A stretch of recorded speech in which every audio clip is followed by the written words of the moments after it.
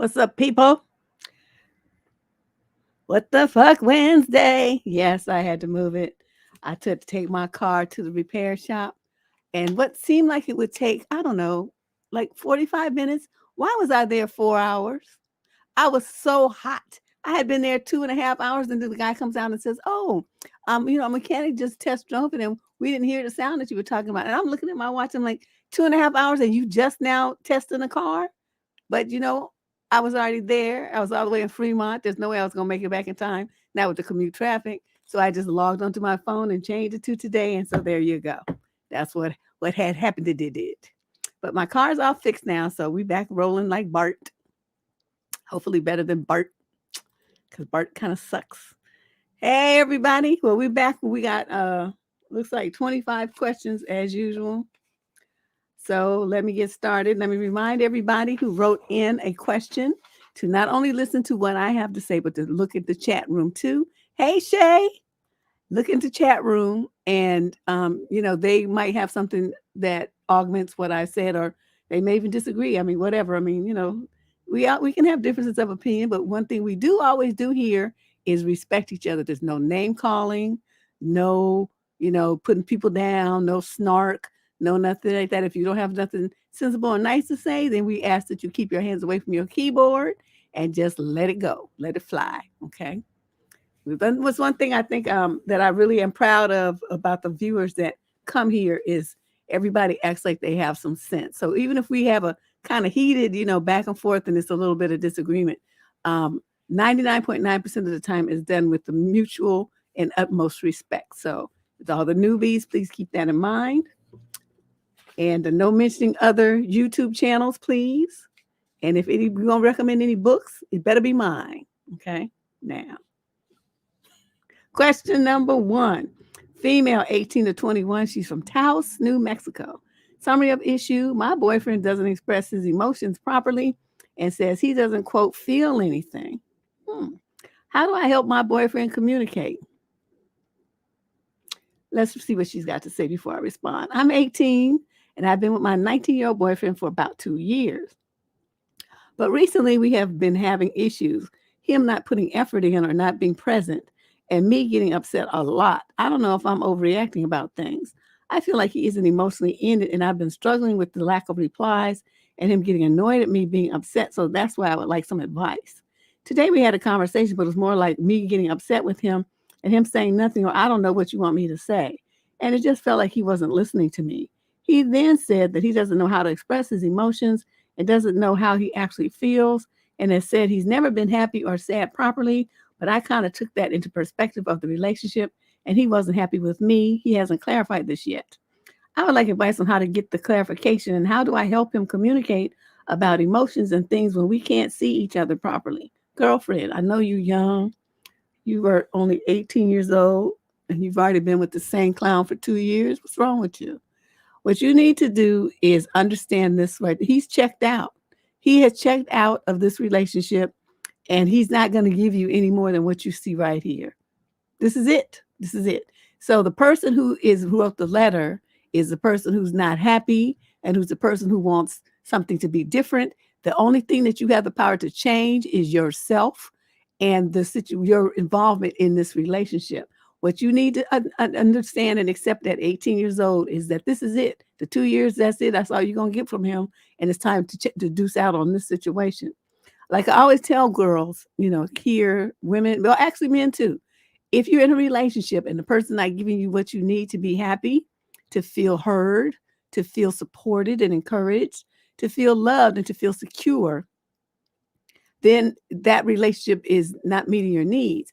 And if you're in a relationship that's not meeting your needs, you got to ask yourself, why am I still here? Okay. It's not meeting your needs. You say you're upset all the time. You're upset a lot. You don't even understand if you're overreacting. I don't think you are. But, you got somebody who's just that apathetic kind of thing. That is the final stage before somebody leaves. You don't know that, like I said, because most likely this is your first relationship. But, the anger comes first, the arguing and all that stuff, that comes first. But when people get to the point where they're just like, I don't care, whatever, I'm not feeling you, I'm not listening to you, I don't care what you say, I don't care what you do, That's called apathy. And when someone reaches the point of apathy in a relationship, it's been over. You just haven't left it yet, but it's done. So, you go away and you think about that. Think about what you need and how you're not getting it. And then in the future, I want you to stop thinking that you can write to somebody on behalf of a third party and think that you can get a response for how you can control and make somebody do what you want them to do. That's never happened in the history of the world, at least not on this column. I don't tell people anything like that. I tell you how to manage yourself, because obviously you're not even doing that well. That's why you wrote. So to give that some thought, that's a reality check for you. It sounds like you really need it. And, him saying that he's never been happy or sad and all this kind of stuff. I don't know.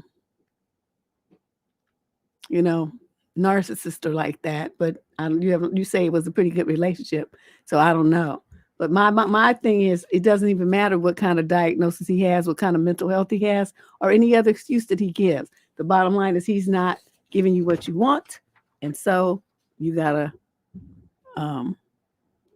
just gotta let that go, girlfriend. Find you somebody else. Yeah, Faith. That's the thing. But when you're real young like this, she doesn't have much life experience.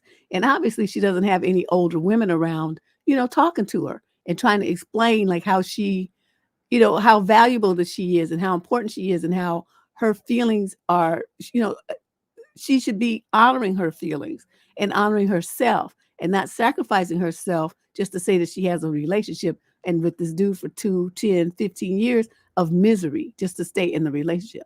But that's where older women come into play, big sisters, aunts, grandmothers, sometimes even your own mother, to kind of talk you through this stuff about self-acceptance, self-respect, and listening to your inner voice and trusting it. That has to come from someone giving you that lesson, that's what that's okay and that's what you should do. But if you don't have anybody in your childhood, teaching you those lessons, then you grow up and you hit 18 and you don't know them. And you get even older than that and you still don't know them, because we got people in their 20s and 30s right here that still haven't learned that lesson. They hear it from me, but it's too bad they didn't get it when they were, children.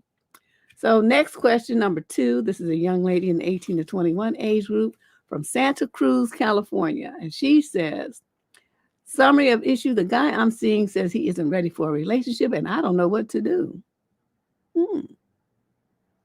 I'm 19 and I met a 21-year-old guy on the swipey thing in early December. We chatted for weeks as I was home for Christmas and I couldn't see him. In early January, we had our first date. It went really well and he ended up sleeping over and spending the whole next day with me. Okay, wait. We chatted for weeks. First date went well, slept over, spent the whole next day. Okay, first date. I just make sure I understand this. We've now been seeing each other 1 to 2 times a week ever since. I assumed he wanted a relationship, as I prefaced before our first date that I don't do hookups. He said it was fine as he just wanted to spend time with me. Fast forward to this week. I asked him what his intentions are and where he sees this going. He told me that he does really like me and enjoy spending time with me, but he needs time to work on himself for now after his recent breakup. So I said, that's fine, as I'm okay with taking it slow. I then asked if he sees anything happening with us in the future. He says that he doesn't know how long it will take him to be ready and doesn't want to let me down by saying that he does. Deb, I really like this guy. We talk all day, and when we hang out, it just feels so good. I believe him when he says he's not ready right now, but I'm not sure how I feel about him saying that he isn't sure about the future. As surely if he liked me, he'd see us together in the future, right? I know that when I went through my last breakup with my ex, I wasn't ready for months, but I'm not sure how I would have felt if someone I liked had come along. Am I being a mug? Can you help me figure this out? What's a mug? Okay, y'all gonna have to explain this teeny bopper terminology. I don't know what a mug is. But anyway, I'm gonna say this, young 19-year-old girl. First of all, you say one thing and you do another. Now you say, I don't want to hook up. I want a relationship. And yet you hooked up on the first date. So don't you think that kind of canceled out everything that you was talking about a relationship? He's going to look at what you do, and what you said and what you do did not match. What you did was a hookup. But what you turned around and said is, I don't want to hook up. Well, then why did you do a hookup? You see the confusion there? So he's looking at you like this class, this heifer don't know what the hell she wants. So let me just tap this to deuce out. So then he fed you the typical excuse of, oh, I'm so hurt. I can't get over my ex. Oh my God. The typical dragon drama that you're only 19, so I guess you never heard that game before. But as you mature and go through life, you will hear this dozens of times. You hear this dozens of times because men love to throw out that trump card. Boop. I can't love you because my heart's broken because of another woman. But we can sleep together, though. That's all that means. So, it's nice that you talk all day, and it's nice that you like him, but he's garbage, he's trash, and he was only on the swipey thing so he could tap that ass. So now he did that, and he's going to deuce out. So in the future, I'm going to tell you this, in the future, if you really want a relationship, it would be best to stay off the swipey things, and it would be really, really best for you to not sleep with somebody until you are solidly in a committed relationship, if that's what you want. And it's going to take a couple of months for that to happen, right? It's not going to happen in a day or two. You don't just meet somebody and say, oh, yeah, I like you, and then let's be together, and then it magically happens. That's not how it goes, okay? So you need to kind of revamp your dating style if you really want a serious relationship. Okay, this next one looks long. Okay, question number 3. This is a young man in the 28 to 34 age group. He's Black, out of Brooklyn, New York. Summary of issue: my grandpa insulted my girlfriend, and my family doesn't seem to give a shit. About a month ago, my family was going to go out to lunch with my grandpa. This man is rude, and he makes horrible comments about women and their bodies, even to his own daughter. My mother and sister often complain that he's a disgusting womanizer and how he even makes them feel uncomfortable. Yet they still invite him around. I told my family that my girlfriend and I wouldn't be going out to lunch with them, but we would stop by to say hello before they all left. In my mind, this is how I would protect my girlfriend from how creepy he is towards women. I now realize that was stupid. When my grandfather got there, one of the first things he did was show us a video of his daughter and her new dog. The whole point of him showing the video was so he could tell us how fat his daughter, wow, this guy, how fat his daughter had gotten. Then he proceeds to turn to me, and he gestures to my girlfriend, who he had just met, and goes, you need to be careful of this one because it looks like she's going to get fat like your aunt.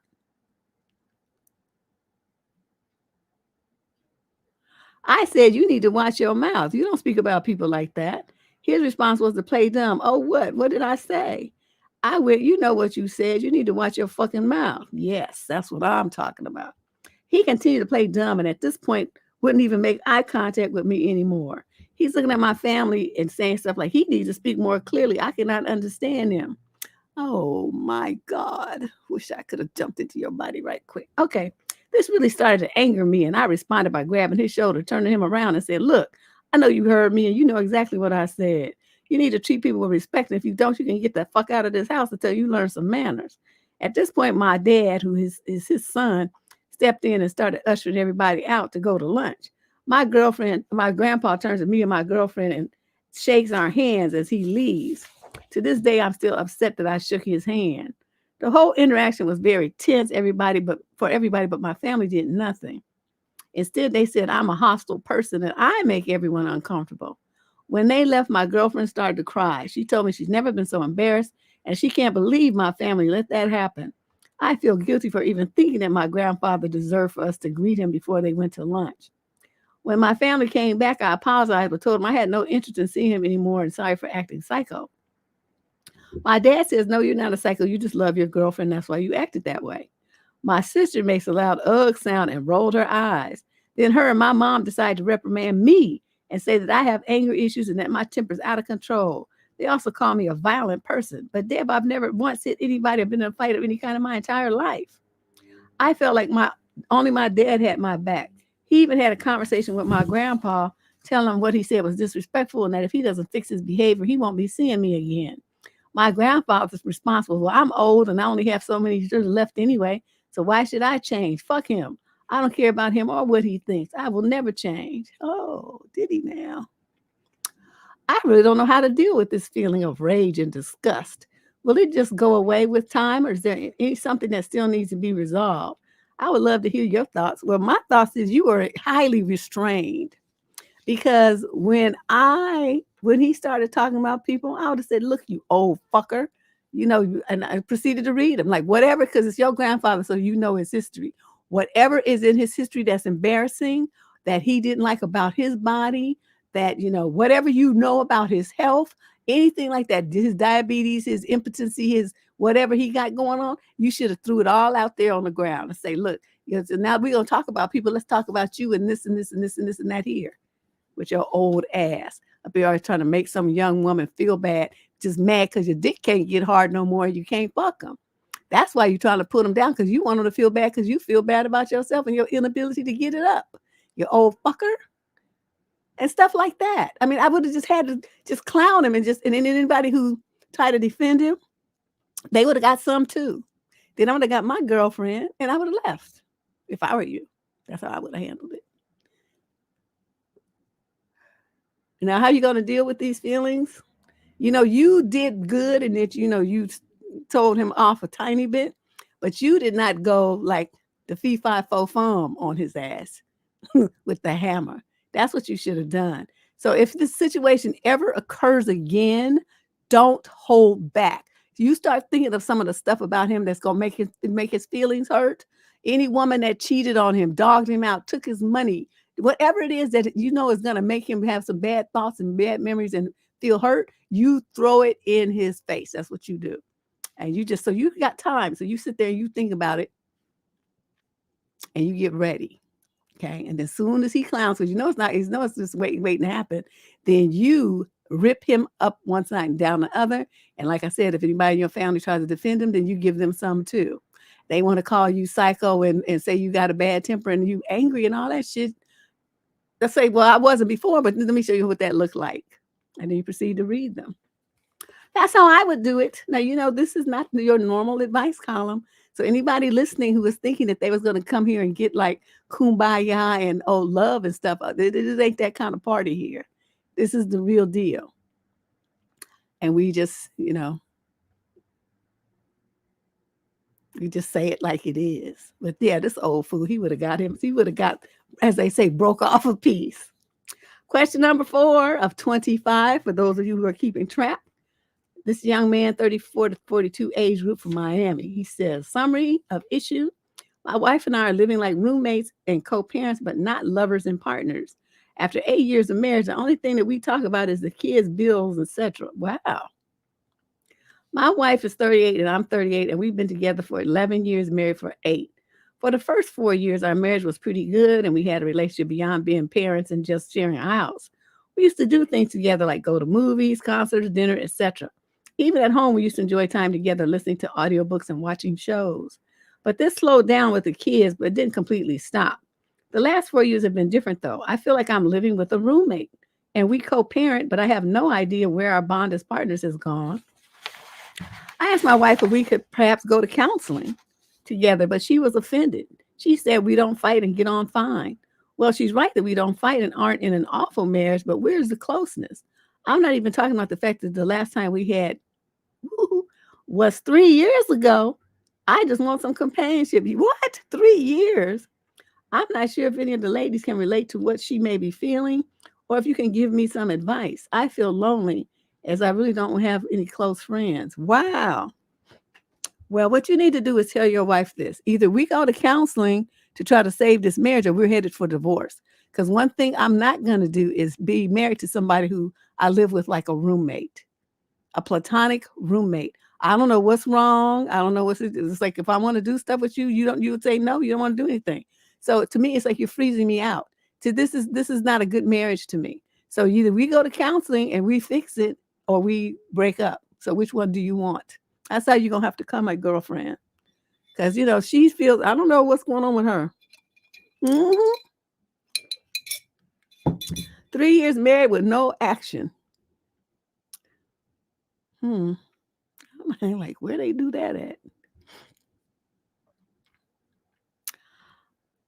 Yeah, that wouldn't have lasted for 3 weeks with me, let alone 3 years. So, I mean, except I guess after you have a baby, you can't do anything, but you don't be tripping about it because you be like in so much pain from other stuff. You don't That's like the furthest thing from your mind. But, like a normal, healthy, situation, then yeah, 3 weeks is enough, which, I had to do sometimes, but when he went out of town to work and stuff, but still. No, 3 years, I'm sorry, we would have been divorced. Question number 5, this is a male in a 28 to 34 age group out of Chicago. Summary of issue, how do I discuss the swinger lifestyle with my wife? Okay. Maybe you need to hook up with dude from the previous letter and y'all go together. Oh, by God. I've been afraid to ask this question of my friends, but I need to know how I should discuss having a swinger lifestyle with my wife. I love her and I don't want anyone else to be my wife, and I have never been unfaithful to her. But I get urges just for us to have threesomes and foursomes together. I feel like I'm mature and could handle it with ground rules for each of us and would only want to do it with her around, like in the same room. I think it would be hot and spark our bedroom life a lot. How should I go about talking to her about this, and what's the best way so that she is as secure afterwards as she is now? Being married a year, but together for over 8 on and off. I'm going to tell you something. Sometimes, and most of the times, fantasies along these lines need to stay a fantasy. Do you know the irrevocable damage that you will do to your marriage? Do you know that your wife will never trust your ass again? You'll tell her that this is something you've been fantasizing about, and she will just instantly feel insecure, like she's married to somebody she doesn't even know. Like everything that you do with her is a pretense, a farce, a joke. She's going to feel like so confused. And then if she's the kind of woman who has strong boundaries in that direction, she's going to divorce you. If she's the kind of woman who's insecure and wants to, please her man and thinks, well, we'll just do it one time and he'll see that it's no big deal and get it out of the system. And then she does it, she's going to feel bad. The main thing, though, that's going to happen is, see, your ass is not prepared for this, okay? You thinking that this is all going to be all about you. And then your wife is going to be getting it high and good from somebody else. And you're going to see her making sounds and doing movements that she never did with you. And you know what's going to happen? You're going to start to cry. That's what's going to happen. You're going to think, oh my God, why did I want to do this? Why did I think this was a good idea? And then your wife is going to look at you and she's going to think, all the time I thought I was getting it good, and I realize now that you wasn't hitting on shit. I want a divorce. I'm going to go find me all this fantabulous new dick that I didn't even know existed, and I'm out. That happens to men more than the other things. The woman figures out that you really don't know what you're doing in bed, and she gets it from somebody who does, and then she starts looking at you with the side eye, and then you be out of a marriage, paying child support and alimony, and have it every other weekend with your kids, got to sell your house, got to sell your cars, and just be looking sad and stupid because you couldn't control your fantasies and keep them in your head where they belong. You're an idiot. Especially in this day and age with all these different diseases and shit going around. You want to just bring that shit up into your house? You is tripping. Think about this more and think about what you have to lose, sir. You just stupid, just retarded. But I'm telling you, because they always try to do that, but I'm telling you, Anna, 99% of the men that I knew who pushed for this shit, because this was the big thing in the 80s and 90s. This was big until Elin Harris came out with that book about, the down low men. Then suddenly breaks went on all over the country. But until then, everybody was just doing everything just all willy-nilly, because in San Francisco, we had these bathhouses. And people was just being buck wild, okay? Just being buck wild until AIDS hit, and then, it kind of slowed down, but not really. That's how come it spread so fast. But, it was a lot of men with, my friends' boyfriends and, relatives, husbands and stuff that was pushing for this stuff. They called it wife swapping. They called it, all kind of freaky shit. But anyway, they was pushing for this kind of stuff. And, I'm listening. I hear stuff, people talking. And in every situation, the men's conversation was always about how they shouldn't have done it, how it messed up everything, how it wasn't what they thought it was going to be. So I'm cautioning you to give this some serious thought. because you about to fuck your life all the way up. All the way. Your kids, your wife too, because you can't keep it in your pants and want to be trying to do some freak shit. You better watch some videos on some site, some happy-go-lucky site, and just fantasize your ass off, because that's about the safest bet for you. You're an idiot. You're an absolute fool if you press for this. I'm telling you what your wife is gonna feel. Ladies, if you think about it, you had your husband came with you with some shit like that, put how you would feel, please, in the chat so that he can read what you say, so he can understand how women, that even women that he doesn't know, feel about being asked to do something like this by the man that they love and the father of their children and their husband who they dream of happily ever after with. Please explain to him how you feel, how you would feel if you got this question asked to you under those circumstances. Just type it in there. It doesn't have to be a whole bunch, but please share your thoughts, please, everybody. Put a line or two in there so he can understand how this works with women that are in love with you, that have your kids, that took vows with you, and that dream of happily ever after with you, for you to come at them with some shit like this. Please share your thoughts. I don't usually ask you guys to do that, but this is important.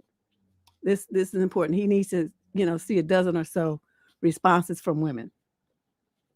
Okay, question number 7. This is a young lady in the 22 to 27 age group. She's Black, a Capricorn from France. The male question is a 22 to 27-year-old Leo and Capricorn from the Congo. Summary of issue: how to tell my fiance that he should not get too excited about me having children with him. Hi, Auntie Deb. I'm 24 and making a strategic choice to get married and have my first child this year. The child is from another man that I was physically exclusive with, who ghosted me 3 months ago due to a family disagreement. I am 5 months pregnant. Logically, I would have a termination, but God knows how much I love this baby and how it will improve my financial situation. I make most of my money from home and I want to homeschool. As crazy as it may sound, it is easier in France to rent and buy a home as a, quote, broke single mother or couple than a working single woman. So I'm doing it. I'm realistic, though. I can only afford one child in my 20s, and I cannot picture myself pregnant at 30. That's too old for me. My fiance loves me and will most likely make a great husband and father, but he does not live with me yet, and it will take 1 to 3 years before he gets here and becomes financially stable enough to take care of us 3. So I told him he should not expect me to his another child. I think she means have another child until he shows me the money. He agrees. But I know him. How can I tell him I might never change my mind about having other children besides money? Should I? I do not mind him having children with other women. Should I tell him that? I just want to be fair. Side note, we have a prenup since I make more than him. I'm not seeing where it makes why is this the person that you picked to be your fiance? I'm confused. He lives in some other country, right? You said before he can get here and become financially stable. So you banking on possibilities. You banking on potential, but you having a kid now. I would suggest that you stop doing all of this. You've planned what you're going to do for your child and for yourself, and you don't worry about him. When if and when he arrives at your location and then he gets himself stable, well, then you can have a conversation if you're still on the market. But I would not be banking my future and putting my life on hold for 2 or 3 years based on somebody's potential. And, we've had that conversation here on the channel millions of times.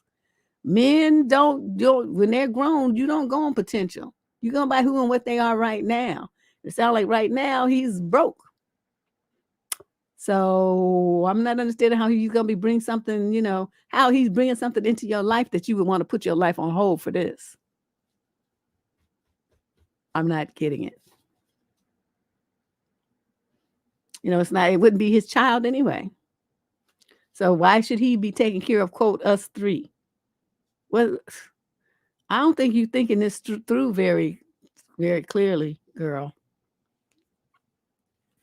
And you're talking about you might not want to have another kid anyway. So what is the point of all of this? What is the point of this man being in your life? If he wants kids and you don't know if you want any, he don't have no money, and he's not going to be stable for 2 or 3 years, and then you can do better by yourself as being a broke single mother and all this stuff. I'm like, why are you even concerning yourself with this man? What are you doing? I don't get it.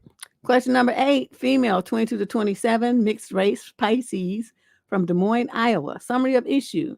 How do I tell my creepy coworker that he makes me uncomfortable? Okay, here we go again.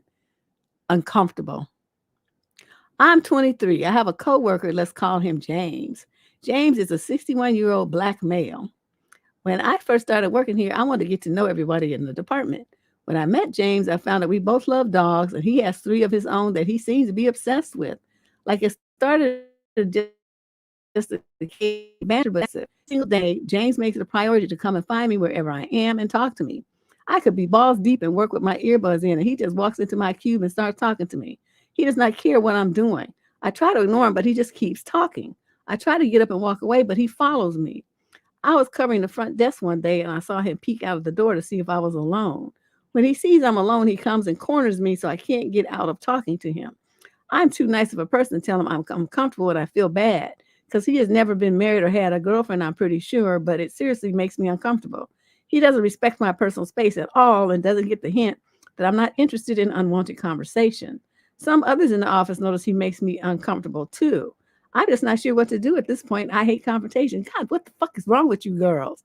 You go to your supervisor and you say, look, just, you know what? Just give her this. Give her this. If you need a copy of it, then email survivingdating@gmail.com and we will cut and paste what you sent. And because I don't think it sends a copy of what you put on the form to you. And then we will send it back to you. So you can just print that out and give it to your supervisor and say, I need help. So you don't have to confront anybody. Your supervisor will go to his supervisor and say, keep your trifling 2-bit piece of old ass man away from my staff. He needs to be working, not stalking young girls. Okay. And then his supervisor will call him aside and say, leave that girl alone before you get fired. That's what's going to happen. And you won't have to be involved other than printing this out and giving it to your supervisor. Okay. That's what you have to do. In the future, though, you're in the 22 to 27-year-olds, you're 23 years old in the workforce. Find your fucking voice. One thing you need to learn how to do, it's not a matter of confrontation. All you have to do is say, look, I'm still here to get paid to work, and you're interrupting my work. I need you to, go away from my desk and leave me alone. Step away so I can concentrate on what I'm supposed to be doing and what I'm getting paid for. That's not confrontation. That's facts. Because your company is not paying you to socialize with James. They're paying you to produce work, which you can't do if you're sitting there socializing with James because you're afraid of confrontation, which is stupid. Man, I wish an old geezer hanging out at my desk. It's like, don't you have some work to do? Get away from me because I'm trying to get my work done. And one thing I don't want is to have to get written up because you hanging at my desk too much. You need to go back to your desk and do your job. That would be me.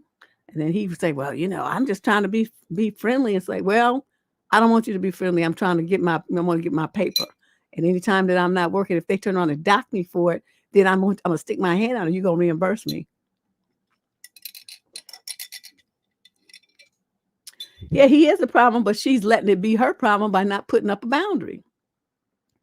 Boundaries. It's just like the number one problem that most young women have.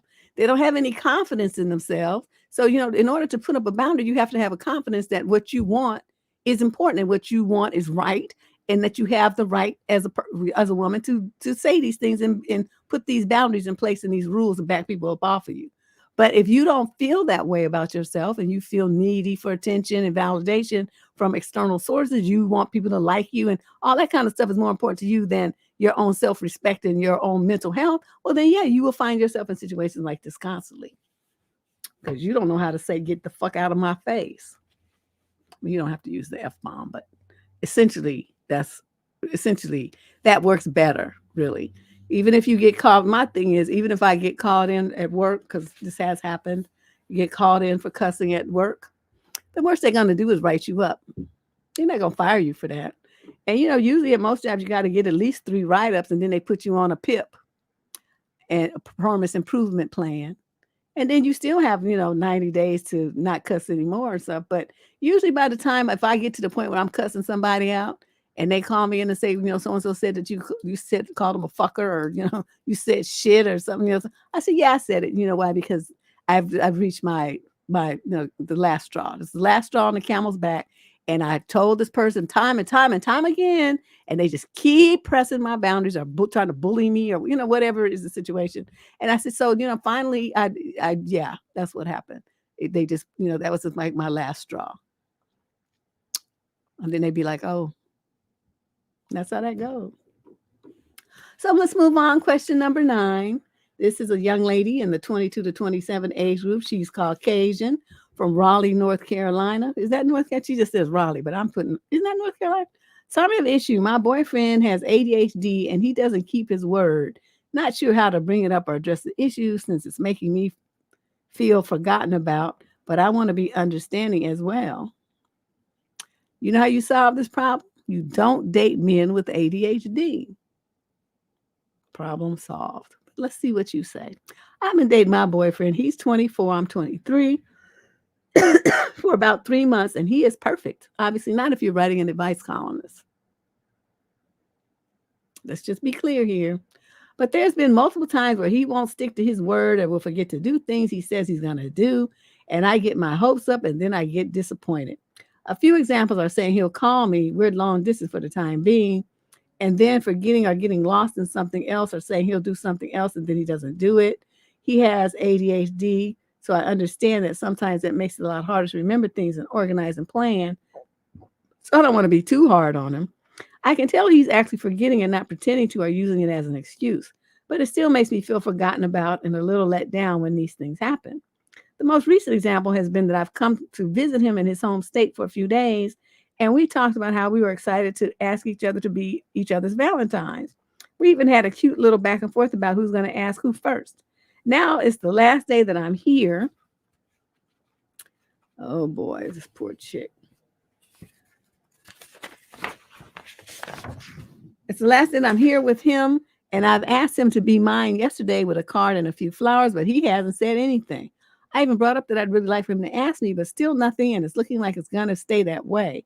It has been really busy for him to be working at a new job and hanging out with me and managing some family stuff all at the same time, but I can't help but feel bummed about it.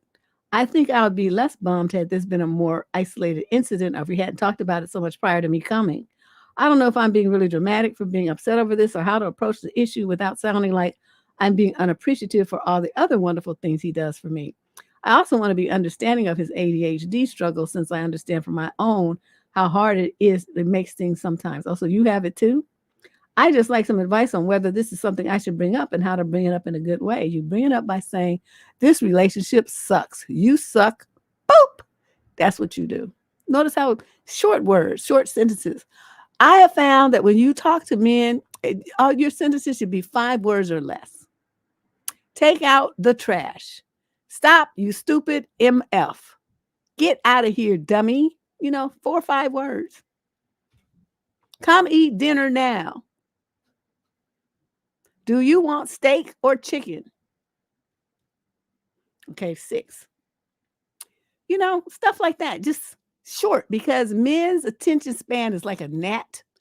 And if you start using too many words, their brain shuts off. They can't hear you. They'll be sitting there looking at you, but they'll be thinking about stuff like, wow, that peanut butter and jelly sandwich that Rollo had at lunch today looked really good. I remember when I was 10 and my mother used to give me peanut butter and jelly sandwiches in my lunch. I just wish I could think about having one sometimes. I just don't think about it. But yeah, that sounds really good. He's going to be thinking crazy stuff like that while you talking about stuff and just droning on and on and on. He's all off into some space. I wonder if they have fish on Mars. What kind of language do frogs speak? They're gonna be thinking stuff like that. Why he's looking at you, but he's not hearing the word you're saying. He's totally off in his own world, thinking his crazy man thoughts, and you just up there just trying to be all earnest and just using a zillion and 2 words. It's true, girl. I'm telling you, I got 3 brothers I know. They just are special people. So, you don't waste words with men. You give them like short, brief synopsises of things and commands. And that works really well. They understand you. They get it. They know what you expect. They know what you expect. And, and then the ones who like you will get busy making it happen. But you start giving them, multiple instructions like, okay, I want you to go outside and go in my car. And in my trunk, you got to move that box that's there. And then in the back of that, you'll see my shoes with the purple straps. Don't get the pink shoes, get the ones with the purple strap, and then bring me those. Okay, you lost him. You just said too many things. He's not don't know what you're talking about. I'm telling you, Kristen, this is something I'm sharing my life secrets with you, gathered through all these decades of living and dealing with men. Don't talk a lot to them. Make short sentences and commands, and you will always have their attention. Women just love to use too many words. You don't want to talk too much. Yeah, they can't keep up with that. And my part of that is training, though, because when your kids are growing up, you have to teach them to be able to execute multiple commands. That's important because when they get in the workforce, that's how their work is going to be. Their boss is going to say, okay, I want you to research the such a client financials, and I want you to put together a report and double check their balance sheets and stuff like that. And then I want to make some projections. So they're going to give it to you all at one time. And if you are the kind of person who can't, handle multiple instructions, you're going to fail in the job market. So parents, this is something that you need to teach your kids starting early. Get them used to following, to navigating multiple commands. It's important. Yeah. So, young lady, my advice to you is to just understand that you ain't important to him. He got a phone, right? With a calendar program. If it's something he's supposed to do, he can put it in his phone. The fact that it wasn't even important enough to him to stop and put it in his phone to remind him means that you're not important to him. So you should understand what time it is and just deuce out on this. Okay. You're just getting yourself frustrated for no reason. It's like you act like he's the only man on the planet. Let's move on to question number 10. This is a male in the 22 to 27 age group. He's African American. Well, he's black. I don't know. Could just be African. He's a Taurus and he's in Manchester in the UK. Summary of issue. My girlfriend found out about my surprise proposal and now it's ruined. What should I do? In 2 weeks' time, I was and am planning to propose. I faked a formal event that we usually attend, and I have a tent decorated near a lake by a tree where we went on our first date. Why is this paper sticking together? I thought I used all that sticky paper. Unfortunately and carelessly, our phones back up each other's photos to the same account. She saw the weekly backup with a picture of that tree and clicked into it because she recognized the tree. Then she found pics of the tree, the lake, a tent, and generic decoration I sent to my friend for ideas. Afterwards, we were going to a fancy hotel for the night. She was super excited and over the moon when she discovered the pics. She has always talked about her dream surprise proposal. So specifically, she saw the location and the decorations. She realized the event was fake and we were going to that spot. I am stunned and have no clue what to do. What in my eyes was the perfect surprise has been ruined. I feel like it was the one surprise I had since we both chose the ring together. You had any idea what to do? Yeah, switch up gears. Okay, so scrap that plan. Scrap that plan and come up with something else. And it doesn't have to be in 2 weeks. You can take 3 or 4, and that's going to be her surprise for being a nosy. Okay? And you stupid. Why are you going to take pictures of the shit? Take pictures of it when you get there with her there. What were you doing? What were you thinking? Especially if you're too dumb to know to delete the pictures of and not stop the backup or something. Dude, you fucked yourself up on this one. But like I said, you can come up with some other plan. Come up with some other plan. You better get on some of these sites or something and look for some ideas, because I'm sure there's plenty of people have ideas around. But yeah, I would definitely change the thing. Or you could be real cold-blooded and petty. That's some shit I would do. I would take her there, do everything, and just have a picnic, and then never pull out the ring and not propose. And then wait until a couple of weeks later when she wasn't expecting it, after she was all mad and got over her disappointment, then I would propose. Because, that's just too nosy. I don't know. I think both of you was dumb, and both of you, like they say on that, everyone's stuck here. Yeah, because it's just, you was doing too much, being stupid, and then she just messed up. But, you could do something else. I mean, what else do she like to do? Like a spa or something? I don't know. A lot of people propose in a restaurant. That's what I got proposed to in front of a whole bunch of people. I was like, oh my God. You know, you could plan some kind of event and have it like at her parents' house or your parents' house. And then you guys get there and all her family's there and all your parents there and everything. And then you propose to everybody in front of it. I mean, there's all kind of ways that you could do this, but you got to scrap that plan for sure. But like I said, I'm the petty kind. I would still go, but there would be no proposal. She'd be all excited. I'd be like, what? Just because you like this? I didn't have any idea to propose here. I just thought it would be a nice thing to do to reminisce.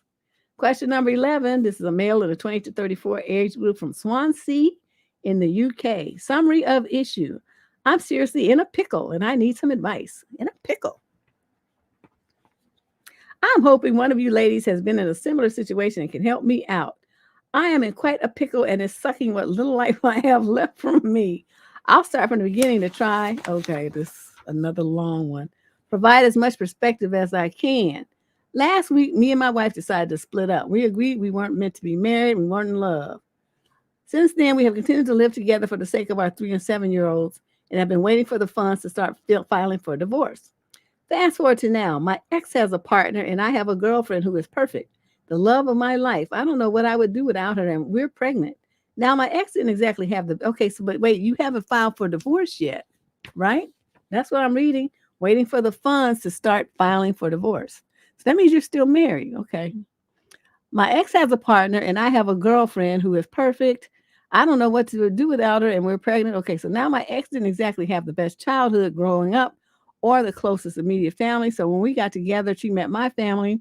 She felt welcome, comfortable, and loved. The issue I'm having is that even after we divorced, my ex still wants to attend family functions and be a part of my family while both me and my girlfriend find that to be a little uncomfortable and weird since we're no longer together. I get where my ex is coming from, and I feel like me and my girlfriend's feelings are rational as well. But I don't know how to tell my ex that she's not welcome to attend my family functions anymore without her resenting me for the rest of our lives, or without my family thinking badly of me since they enjoy her company too. But I also don't want to seem like I'm sliding with my ex and risk losing my girlfriend. I don't know what I would do if I lost her and our baby. You would get the fuck over it. What do you think? Really hoping that you can provide me with some perspective or push me in the right direction. I really need it now. Yeah, I'm about to slap the shit out of you with some words. First of all, motherfucker, that is your kid's mother. Okay? She's going to always be their mother. And as long as they're small and can't get to family functions on their own because they're 3 and 7 and can't drive, can't Uber, can't take the bus, can't take a taxi, can't walk, can't bike there, that means their mother's going to bring them. Every time there's going to be a family function where everybody related to those kids is going to be there, their mother's going to bring them. So you know what? You and that bitch that you got pregnant that you not married to, that don't have no power or nothing to do with anything versus your kids, she better shut up. That's what you need to tell her. That's my kids. That's my kids' family. She's going to have custody of the kids and she's going to bring them to these events. If that's not something that you think you can handle, then you take your pregnant ass on somewhere and go on over there. Because technically, I'm still married to her. So, I don't know what to tell you. Those are my kids and that's my family. And you just some Johnny come lately who's pregnant. She need to understand her role here. She don't have no power. And you talking about you don't know what you would do, you would get the fuck over it, just like you got over it with your wife and your other 2 kids. You don't seem to be having too much of a problem getting over that. So you could get over this bitch and that thing in her stomach just as easily. I'm just disgusted with you. This shouldn't even been a letter. This shouldn't even have been a thought, something that you even had to consider. All you had to do is tell her that's my kids, aunties and cousins and stuff, and she's gonna have custody and she's gonna bring them until they can get there by themselves, old enough to get there by themselves. And that's just the way it is. That's all you had to say. You just a big wuss. Man, how could I have more testosterone and nuts than you do and you a man? You sissy punk bitch motherfucker. Question number 12. Female, 22 to 27. She's African-American from Libra. She's a Libra from Pembroke Pines, Florida. That guy pissed me off. That pissed me off. He just gonna throw his kids under the bus like that. I know his bitch ass is not going to go over there and get the kids and take them to see his family because he's too busy with his nose up this other woman's butt, right? So that means the kids will just be living a life of isolation and not getting the love and support from the rest of the family because of you and your dick. That's essentially what it is. this motherfucker right here. Ooh, my God.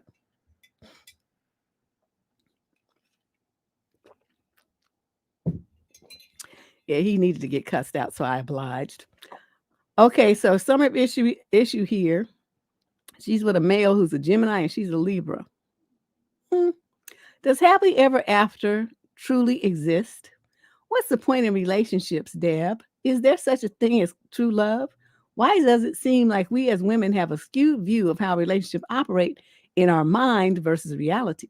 I just met a guy. We were hanging out in a lounge when he was transparent and told me that he had a 4-month-old son and is trying to, quote, get his family back.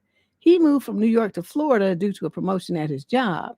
He mentioned how the mother of his child is going through postpartum depression and how he wants her to get better before thinking about potentially moving to where he is.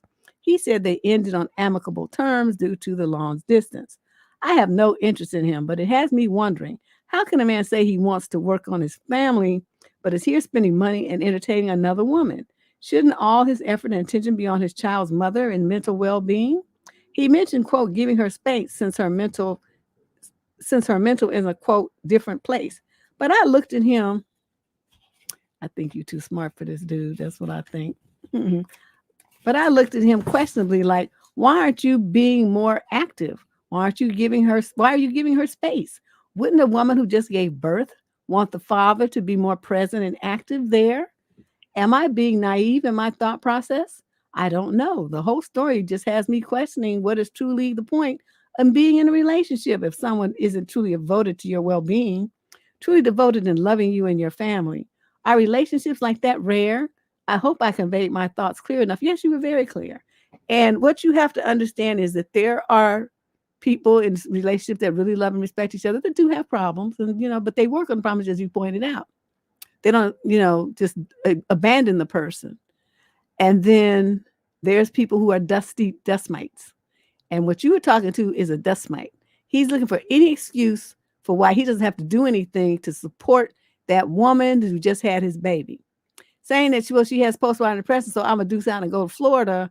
And then when you get yourself together, then maybe we could talk about you coming down here. Is cruel. It's cruel and it's inhumane, and he abandoned her in her time of need. He abandoned his newborn child, and he abandoned the child's mother. So really, I mean, your questioning is right, but what you should have done is directed these questions at him and say, you sound kind of like a trash person. I don't think I want to continue this date. I can't see a man who would abandon a woman just after having a baby who he knows is in a delicate mental state. Instead of being there to support her and help her, he just ducks out and moves states and states away and leaves her by herself. I can't respect a man who would do something like that. That's what you should have told him. Yeah, he's a dusty. So I mean, he can't even keep his life straight. Because first he's like, I'm trying to get my family together. Then he gonna switch gears and like, well, she got postpartum. So basically what he was looking for is an excuse to blame her for why he abandoned the new baby. So a lot of women would fall for it because they would think that, well, she shouldn't have got postpartum or whatever. They're gonna put the blame on her for not being able to give him a happy relationship and stuff. And then they're going to swoop in with their cape and think that they're going to take over and he's going to, be all wonderful and happy with them versus the other woman and all this old stuff here. But the bottom line is when a man talks like that, he's trash. He's a trash individual. There's no way around it. There's no way in this world that he should have left that woman there in her state, because having a baby is exhausting. I mean, that's why when women had babies before, they always had a family around. They had a support system. It's an exhausting experience. It's traumatic for some women physically. It's definitely a big change emotionally. And, like I had my mother, I had my aunties, I had my uncles. I mean, I had people around me, that provided support because my husband, he had to work away a lot. I mean, he came home and was home for a couple of weeks, but then, he was the one supporting the family. So he couldn't stay at home. He had to go work. So these other people had to step in and provide me with the support that I needed because it was just hard. I mean, the exhaustion level is just supreme. Sleeplessness. I mean, it's just terrible. It's awful. So, But he didn't care about any of that. All he cared about was that she was depressed and wasn't making good times for him, and so he left. He's a piece of trash. So yeah, no, you're on the right track. Question 13, female 28 to 34. She's African American from Tacoma, Washington. Summary of issue: my boyfriend blew up and got fat. So my once athletic boyfriend who was big into his gymming and football has really, and girl, I mean really, let himself go. I feel bad for feeling so shallow over the last couple of years, but he has grown this burgeoning beer belly that dominates his frame. Oh, what a classic use of words. I love it. The burgeoning beer belly. I don't know the exacts, but I'd estimate he's put on about 75 pounds since lockdown, and he's showing no signs of slowing down. Oh my God, that's a lot. At first, it was cute, a little tummy. It never bothered me. And in fact, it was a little endearing. But now he's barely squeezing into his old clothes. And frankly, the denial or lack of awareness is a bit embarrassing. He's doing well at his job, and the client entertainment coupled with office based job has caught up with him. Then, for the sake of ease, it's a preferred takeout to home cooking. I put on a few pounds too since the dreaded lockdown, but nothing in comparison to his 75 pounds. It's difficult to approach as he was always the more traditionally attractive of the two of us. FYI, he is 6'1" and now pushing 250. Oh, he was a svelte 170 when we first met. Well, if he's 6'1" and only 170, that's too skinny. But we first met in 180, 190 at the start of lockdown. That's about right. I'm 5'5" and was 170 when we met and fluctuated between 170 and 190. So not exactly slim, but not large. I'm thinking of proposing a joint gym venture, but don't want to upset him. You don't have to propose a joint. Wait, where are you guys? Tacoma, Washington. Does it snow there? Well, what's wrong with you guys just going on walks? Just start with something small. You don't have to go to a gym. Start with something small, walking around, or get some kettlebells and weights and stuff at your house and a gym ball and stuff. There's a lot of stuff you can do right at the house while you're watching TV. That's when I do mine. I turn on my Korean dramas and I get on my ball with my dumbbells and stuff, and I just, knock out 15 minutes of exercise or something. Just a little something. I'm not trying to really sweat too hard, but it's better than nothing. You could do that. So, for less than $200, you could, get the most of the equipment that you would need for a good start. Some exercise mats. Those about what, $20 each. Yeah, a physical exercise ball. It's about $30. A good quality one since he's a big guy. Yeah, some dumbbells. Yeah, that's all you need. Question number 14. This is a male in the 22 to 27 age group. He's white from Dallas, Texas. Summary of issue. Let's keep talking and see where things go organically. Quote, end quote. What the fuck does this even mean? I want to get your ladies' opinions. Is this something that you would say if you're interested in things progressing to something other than eggplant? And for the guys in the viewing audience, what would you feel? Oh, wait, no, that was for the guys in the viewing audience. I'm sorry, I'm reading this wrong. Ladies, would you feel at ease if a man you're seeing says this to you on a third date? Let's keep talking and see where things go organically. FYI, in my case, we both admitted that we aren't seeing anyone else, and we deleted dating apps already. We've only gone on 3 dates, though, if that helps. Let's keep talking and see where things go organically. What does that mean to you guys?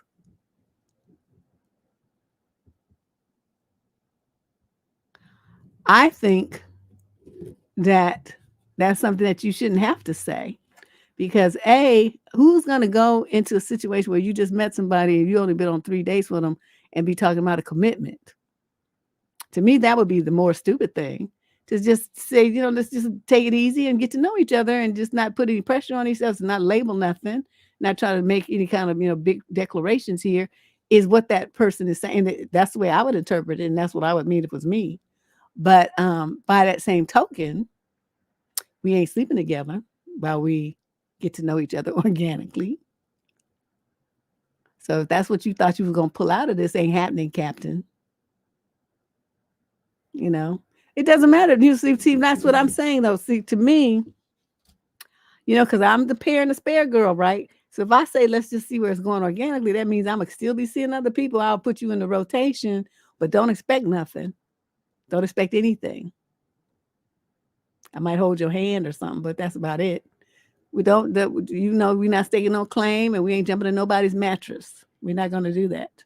We're just gonna get to know each other, just like two human beings. So that's what it means to me. You can look in the chat room and see what their interpretation is. I'm sure there's going to be a lot of different opinions about it, but you just take a peek and see what they think.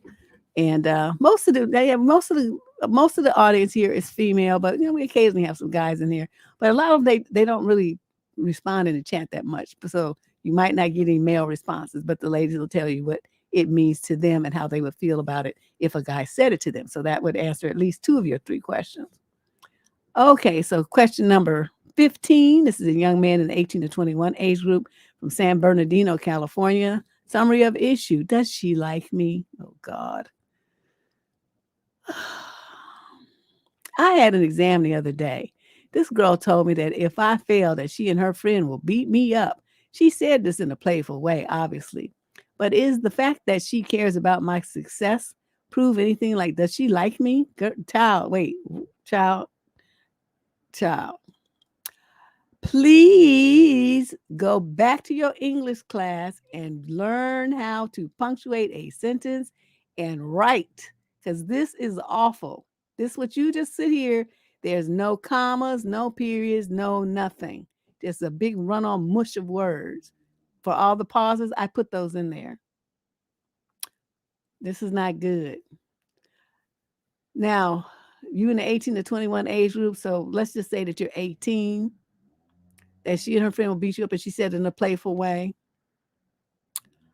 I don't know that she likes you, but she's at least friendly with you.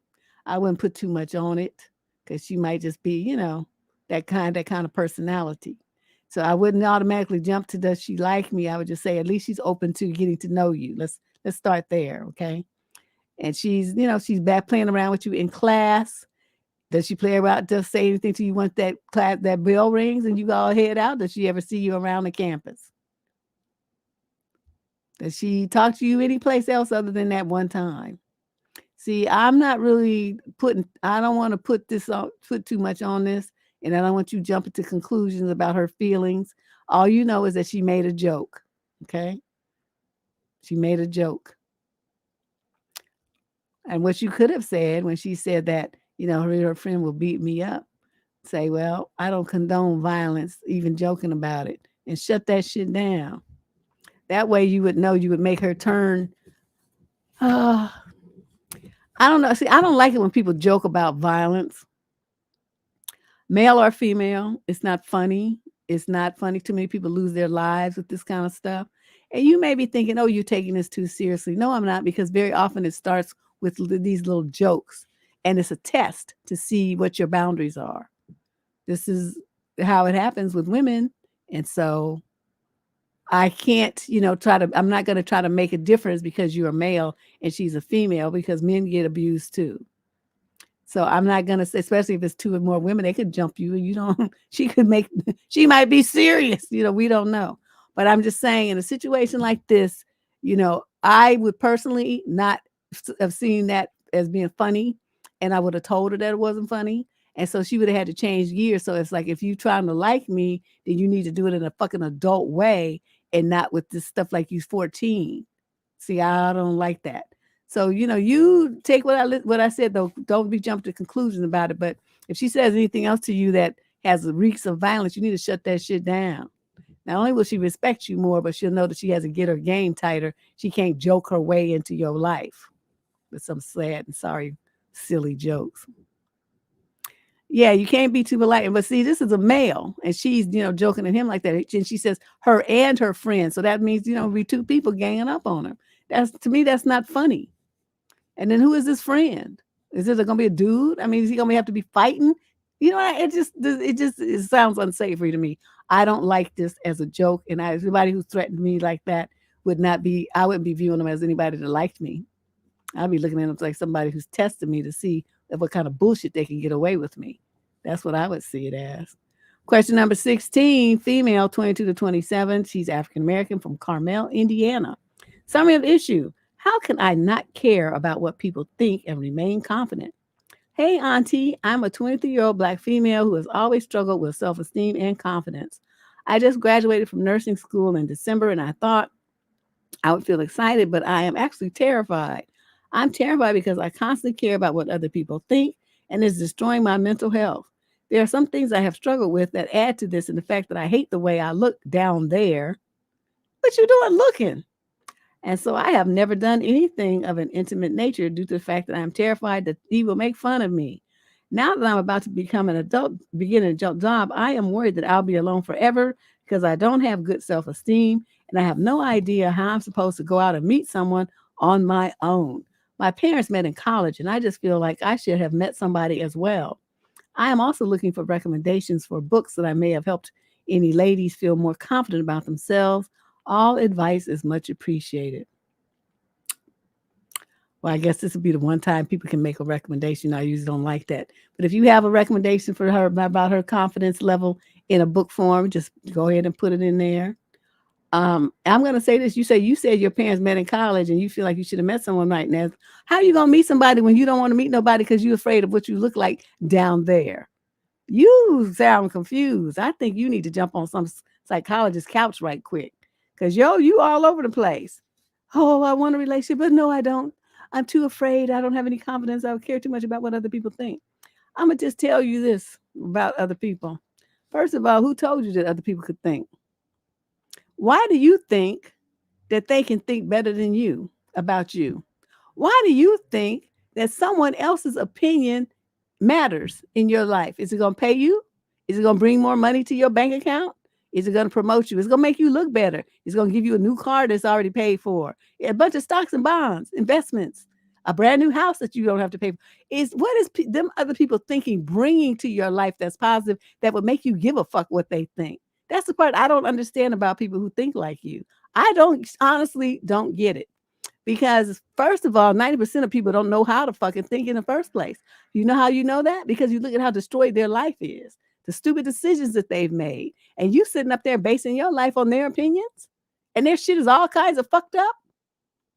Then I got to give you the side. I look at you all kind of crazy. Like, what's wrong with you that you would think that them stupid people's opinion about what you do, should do, will do, look like, or anything is important when their shit is all kinds of topsy-turvy.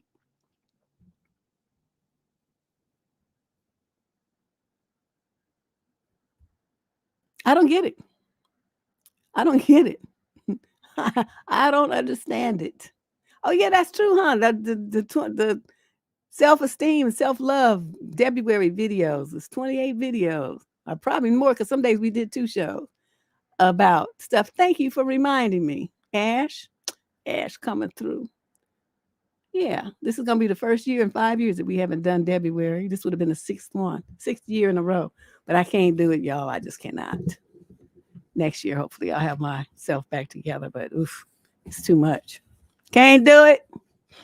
But yeah, I don't understand why people consider what other people think. I mean, like, who said they could think? Are they qualified to think? Most of them aren't. So you really should be basing your life and your choices on what they think. You should say, look in the mirror, motherfucker. Your shit is raggedy.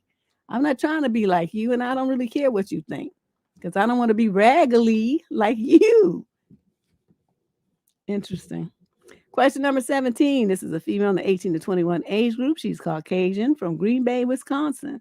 Summary of issue. How do I stand up for myself against a friend who bullies me? I don't know what to do. I am 21 and I have a friend who I'll call Austin, who's of around a year. I'm a college sophomore and we met freshman year, who is constantly making fun of me and putting me down. Austin makes fun of me for everything. He doesn't matter what I do, he'll make fun of me for it.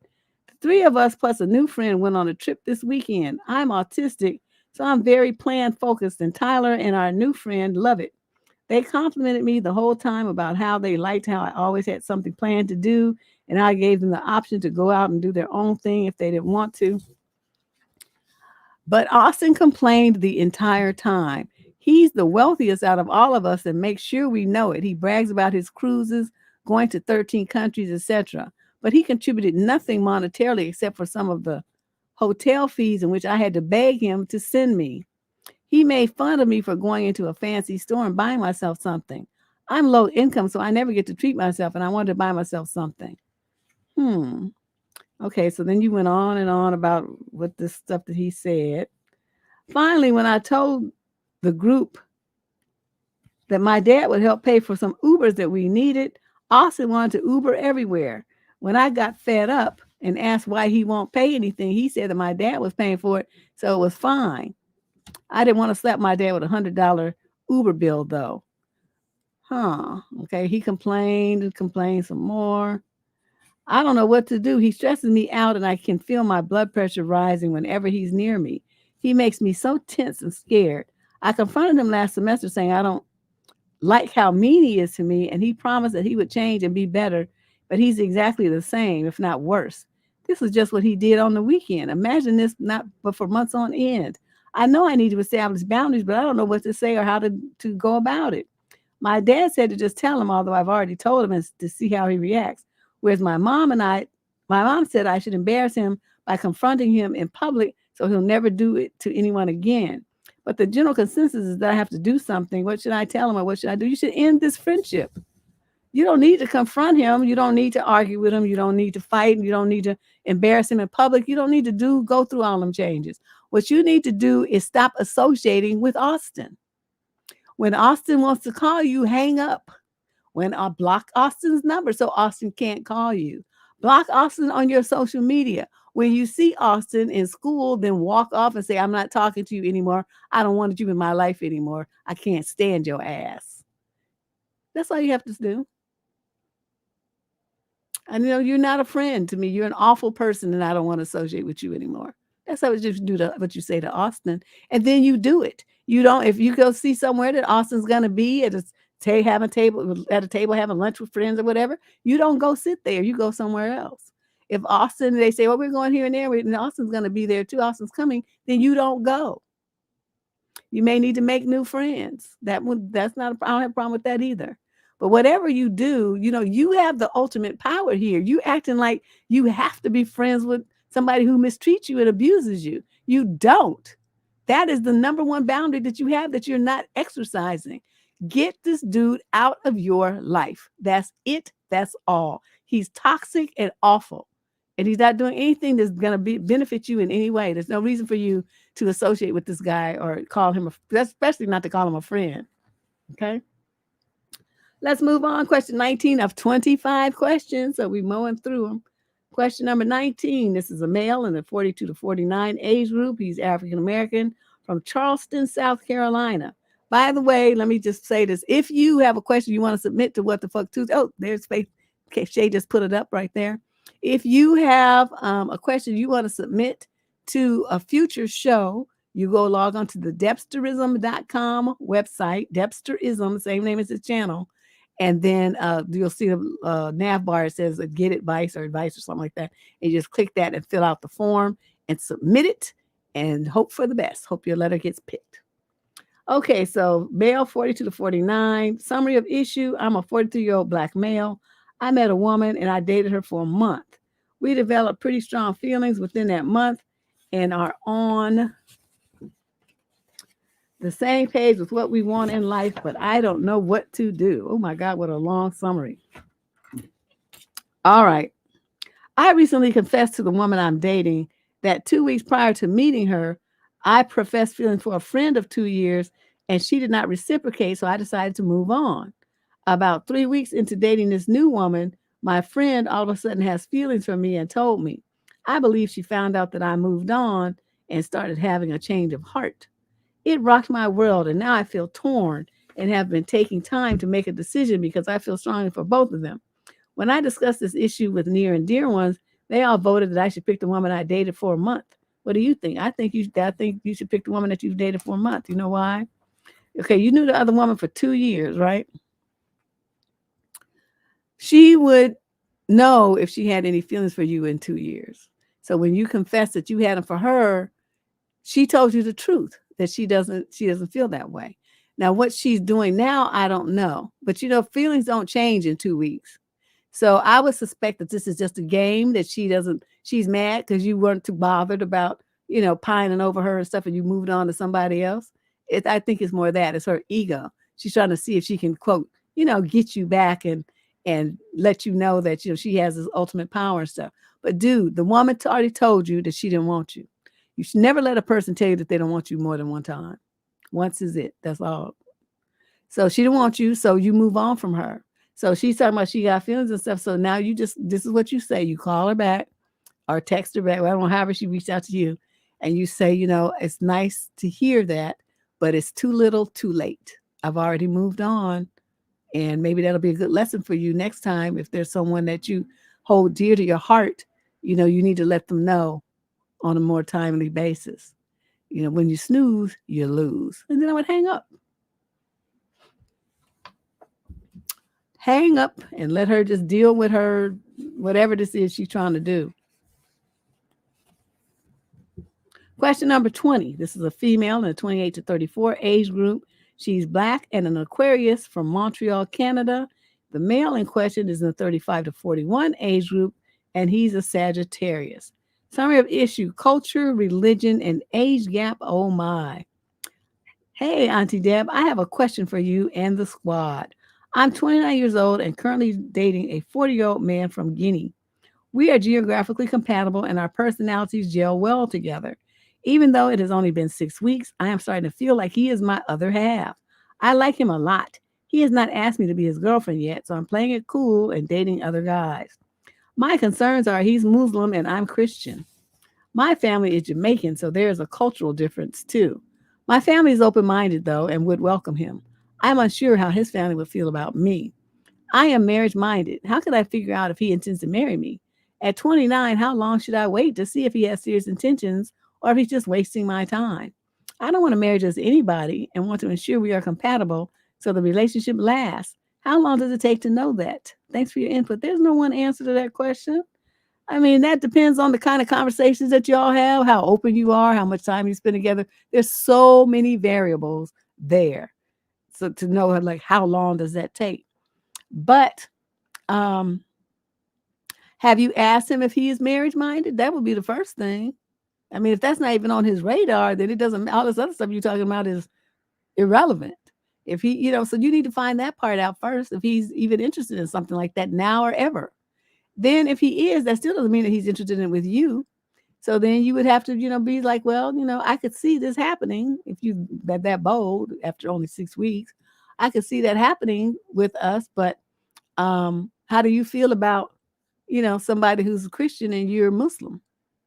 Would that be a problem? Would you expect the woman that you got with to convert? If that's the case, would you be willing to convert? You got to think about that.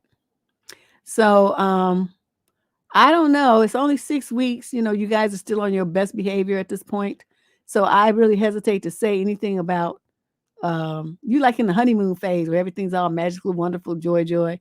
But sure enough, around that 3-month mark, they start showing their feet of clay, and then you start finding out who he really is, and you start going, oh my God, why did I think that you was the one? So just slow down, okay? Slow down and just observe and listen, watch, and pay attention to what he does and see how he acts and if his words and actions are matching up. That's what I would say pay attention to at this point.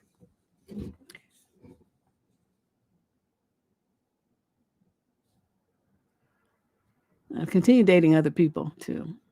Question number 21, female, 22 to 27. She's Asian from London. The male in question is in 22 to 27 age group as well. He's also Asian. Summary of issue. My boyfriend of 2 years is slightly obsessed with his new sister-in-law and is making me feel insecure. His sister-in-law is 27. She's very attractive, accomplished, outgoing, and genuinely lovely person, while I am the opposite. He sings her praises and brings her up in conversation on a regular basis, and every minor incident becomes associated with her. He recently enrolled in driving classes after discovering that she could drive, despite the fact that I had been urging him to get a license for months.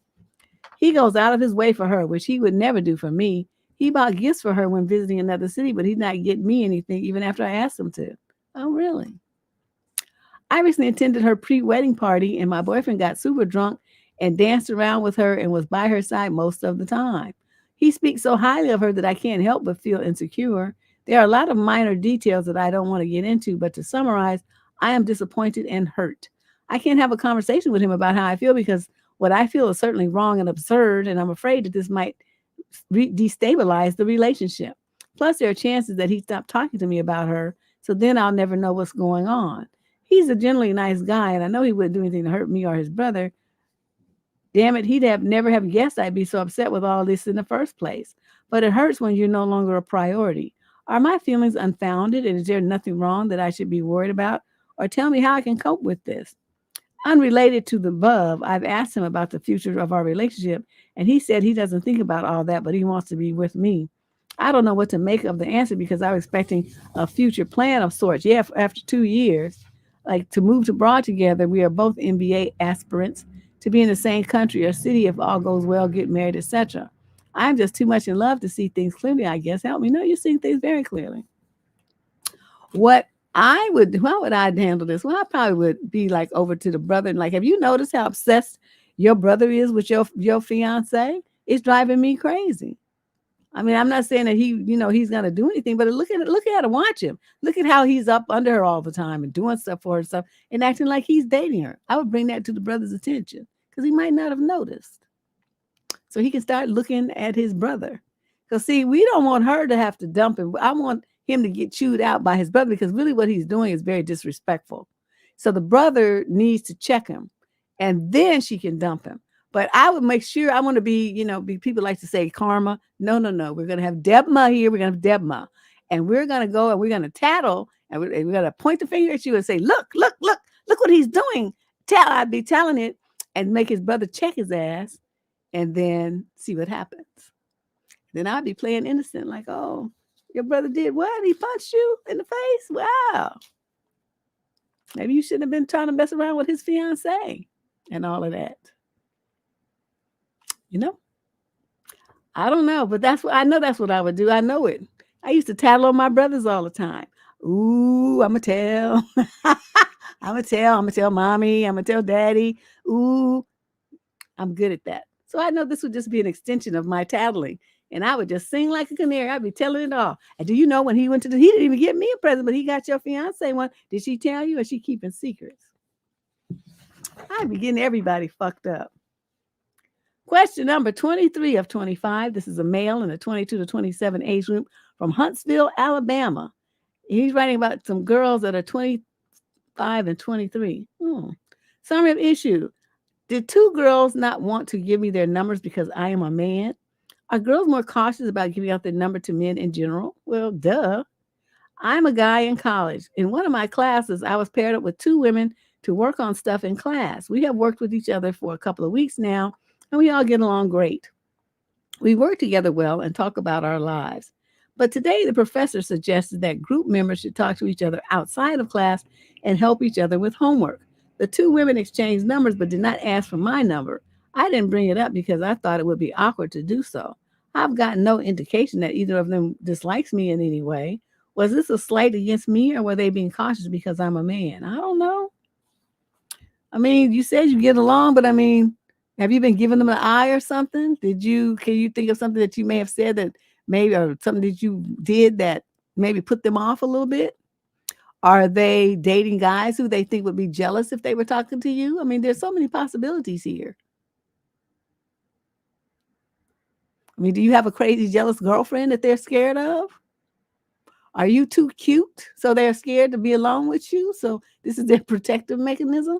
There's so many different options that I can think of why they didn't do that because that's so odd, considering that you guys are in a class. So what I would do if I were you the next time when you get together, right, the next class, you say, give them each your number and say, I noticed you guys, didn't ask me for my number. I think my feelings are hurt, but anyway, here you go. So, I'd like to be a part of these conversations. You guys, when we're helping each other with homework, I can use some help too, and just do it that way. No, don't expect them to necessarily call you, but at least give them that option. make a little joke about it and stuff, but just give them your number and see what happens. But yeah, I mean, women are kind of concerned, that is a concern. Because some guys, they just don't know how to act.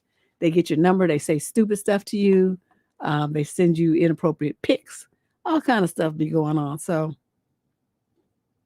I wouldn't take it personally, though. You seem to have a good attitude about it, but we're talking about school, and we're talking about your future in the class and possible grades. So you need to be a little bit more proactive and let them know that you understand their hesitation. But this is about school and this is about grades, and so please don't exclude you. I'll take it like that. Be professional. Question number 24, the next to last question of the night.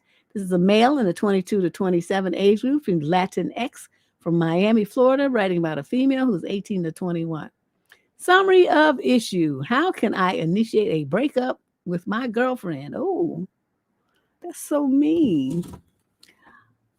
So I decided I need to break up with my girlfriend after taking some time to really think about our relationship. I know it'll break her heart, but there's really nothing wrong with her as a person, and I care about her a lot. So I'm trying to make this as quick as possible to minimize the pain. I pretty much already know what I have to say, but I don't know how to start the conversation. Not something like, quote, we need to talk, because I just wanted to make it as casual as possible. See, here's what I'm thinking about telling her, quote, being completely honest, I don't feel okay emotionally and mentally, and I feel like part of it has to do with our relationship. I know we've had some arguments recently, and even though it hurts, I have to be honest with myself and recognize that I'm not making you happy.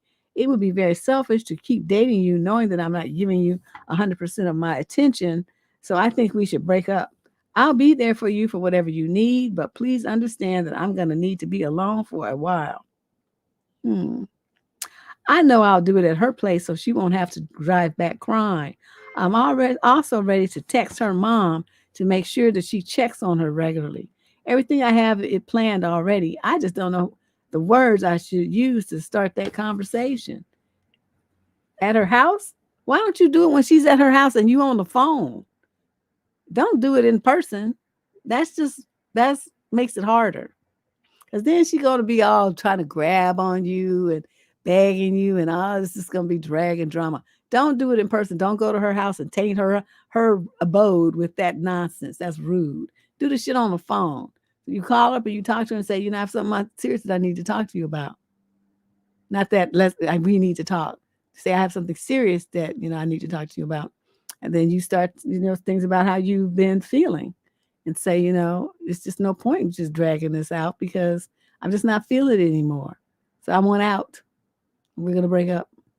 She's going to be like, why? Oh, give me another chance. Oh my God. And you're going to say, see, I didn't want to have to go through all of that, but I've made up my mind and this is what's going to happen. Oh, I don't want to break up. I'm like, well, sorry. It's not about you. This is, my decision. And I don't want to be in a relationship anymore with you. And so sometimes, people try to figure out how they're going to do it of course she's going to start crying, but she can cry at her house on her phone. I've never broken up with anybody on face to face. It's just too much drag and drama.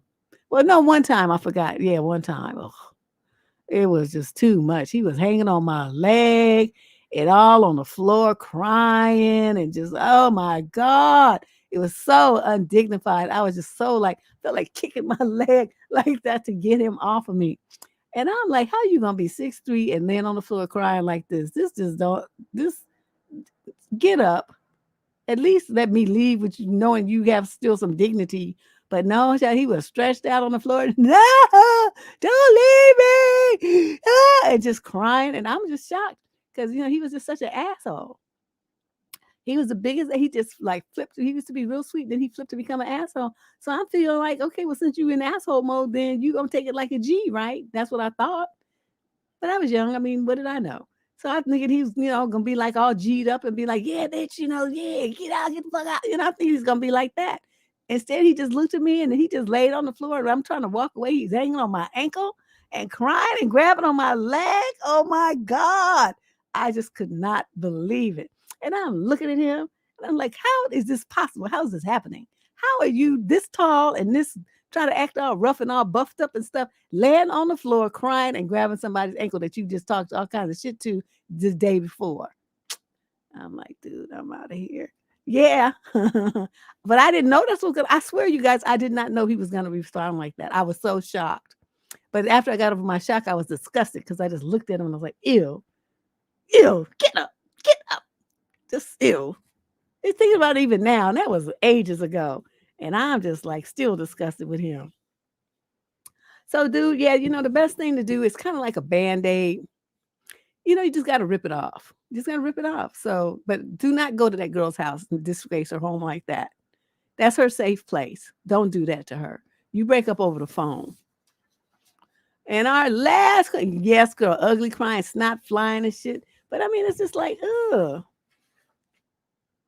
I lost respect. I would have done better if he just, stood up there and like, well, then leave, bitch. I would have dealt, I could have handled that. I mean, I wouldn't have liked it, but I could have dealt with it better than that emotional crying soap opera ending that he put on. I just was like, oh my God. And it makes you just feel evil because I didn't shed a tear. I did not give a fuck, not one. And I'm sitting there looking at him just all snotting and tears flying everywhere. And I just could feel myself get cold inside. Like, oh my God, I can't wait to get the fuck up out of this house. So that was at his house though. So that's why I know don't do that to people. I mean, I was young and I didn't know, but I've thought about it later. I'm like, yeah, that was kind of messed up. You should have like done it outside or in a restaurant or something, so he couldn't have acted a fool. He would have had to maintain his dignity in a public place. Right? A letter in the mail. Oh, yeah. Do people still use stamps? I have a roll of 100 stamps. I think I've had that thing for 2 years. I've never used one of them. But whatever. Okay, and our final letter of tonight, question number 25 for What the Fuck Wednesday. We're going to be back on our Tuesday schedule next week because I don't have to take my car in again, hopefully. Female, 22 to 27. She's African-American from Grand Rapids, Michigan. Summary of issue. I think way too many guys that are, quote, too busy for a relationship. But she doesn't know, I don't know what she's talking about. But they are, quote, too busy for a relationship. But hey, let's date and sleep together, end quote. Auntie, what's with the amount of guys saying, I'm too busy for a relationship. I need to focus on myself. But I'm up for making time for a hookup, though. I see guys put more effort into seeking women on dating apps, going to bars, talking to people for nookie than putting efforts into relationships in itself. I've dated a guy with no job or internship and tell me that he's too busy to focus on a relationship. And we broke up and he actually went back to his fuckboy life. I focus on myself heavily because the key norm for so many people to say, I just want to sleep around, quote, end quote, and it ruins it for people who generally are looking for on themselves. I've seen like only one dude. Okay, I'm struggling here. I've seen like only one dude and I've met who has 3 jobs and internships while in university who always made time for his girl and included her in his schedule. No one is too busy for someone if they truly want it, but that's the thing. You have to want it. Do you agree? Oh, absolutely. People make time for the things that are important to them. That's it, and that's all. If you got a man who's not making time for you, more women need to get a clue. That means you ain't on his radar and you are not important to him at all. Any man that you have to ask, when am I going to see you again, is not your man. Any guy that you have to say, we don't spend enough time together, even if you're married to him, is not interested in you like that. Just because you're married to somebody does not mean that they're into you. Please understand. That's why so many people get a divorce, right? I mean, the bad times have to start somewhere. And if you got that kind of man, you chase him around, you call him, you text him, you trying to get to see him. Can you stop by this and that all stuff? You're chasing the smoke. He's not interested in you. So many women are just don't you feel like you should have a man who's just all about you? He thinks you're the bomb. He can't wait to be around you. He loves to talk to you. He loves your voice. He just wants to touch you. He's just patting on you, kissing on your forehead and stuff, holding your hand, wrapping you and hugging you up and stuff. Don't you want that kind of man? Why would you settle for somebody that you have to chase down? You a debt collector or something. What is that? I've never understood that. Why some women would treat themselves so in such an undignified manner and do that. And I mean, don't you want to feel loved and supported and cherished? You're never going to get that from a man that you have to chase. It's never going to happen. If you have to ask him one time, when am I going to see you again? That you need to deuce out on that. Especially if he starts giving you some drag and drama. Well, I don't know, I'm so busy, there's so much going on, this and that. Just hang up the phone and block him. Like, we just don't even say nothing else to him. Just let it go. That would be the smart move. But I'm telling you, when they really, I mean, I have exes who still be trying to, I'm not trying to be bothered with them, but I mean, they're like, can I help you? Need something moved? Do you need your oil change in your car? They know that they can be of service, and that's the only way they're gonna be seeing me. You better do something for me, then I'll bless you with my presence. But other than that, don't be talking about you just gonna be thinking you're gonna come and sit up at my house and make butt prints on my couch and drink on my beer and stuff. No. What you doing for me? Then you might be useful, then I'll let you come over. But other than that, no, you ain't coming over here. I'm not seeing you, and we ain't going out to dinner either. I can cook my own food. Yes, you don't chase them, you replace them. But it's just so many young girls don't get, actually older women too, they don't get that. And they chase after men. They be texting them all the time and calling them and leaving them messages and calling them at work, calling them at home, trying to call their friends, driving by their house, just going through all these changes about a man that obviously is not feeling them like that. When they're feeling you, you can't get it. You just be like, can you go home? Can you go in the other room? Can you do something with yourself? Don't you have some friends, hobbies, interests, something? But they just want to sit there and look at you and just be all over you and just sit you in their lap and hug and kiss on you. And they just like all into you. They cannot get enough of you when they really are into you like that. If you don't have a man who's into you like that and cherishes the ground you walk on and thinks you are the smartest, most beautifulest, most wonderful woman on the planet and just feels blessed that you're with him, then you wasting your time and you in a nothing situation with a fool. That's what you are. So yes, that's it. Once you have that and you really understand what love is and how it's expressed, you can never go back. That's why I'm single to this day. Having had that, there's nothing I can't compare it to. I'm not going to settle. I don't want any man that's just like feel like I'm got to struggle to make time for me and stuff like that. I'm not. I refuse to do that to myself. I'm not going to do it. So you be in a relationship, but you still be lonely. You call yourself having a man, but you still got to do everything by yourself. Everything, he promises to do stuff for you, and then he don't come through. So you depend on your female friends or your family to do it, but yet you call yourself having a man. What you doing? So anyway, that's our show for today. We will be back. Do you guys want to do something on Friday night? I'm thinking about it. I got sent a good topic. I forgot what it was now, but it sounded really good. So I was thinking about talking about that. But I'm thinking about having another one of those girls' nights chats, just the open forum chats on Friday evening. How do you guys feel about that? Yes? No? Anybody down for that? It just be a free for all like we did last time. There's no real topic. I mean, I have some things I want to throw out there, but it's not like there's a theme to the show. It's just gonna be a mismatch of whatever. You guys ready for that? Okay, yeah, because I'm like Friday nights, since people still in the kind of like not full lockdown mode, but people are real cautious about going out to big, where there's gonna be a whole bunch of people and stuff. And so a lot of people are still at home on the weekend, at least on Friday night. They might do something Saturday during the day or Sunday during the day, but a lot of people are at home. So I think that would be good. Okay. I'll say, okay, yes, thanks you, Jones. I will be here and I will be ready to take your money. Because on shows like tonight, where I be telling folks about themselves, we don't get to run too many ads. So we have to do those kind of shows to make up for it. But thank you, everybody, for coming. And thank you, Miss Shay, for being the steady voice of reason and keeping the idiots at bay. We got, so I'll make the thing and I'll get the show page up. So be sure to hit the subscribe button and the instant notification bell before you get up out of here so that you can get a notice when the show page goes up, and click the link and join us on Friday night for what's always a fun and lively discussion amongst the ladies. Okay. I will see you guys on Friday. Be here at 6 p.m. Pacific. And that's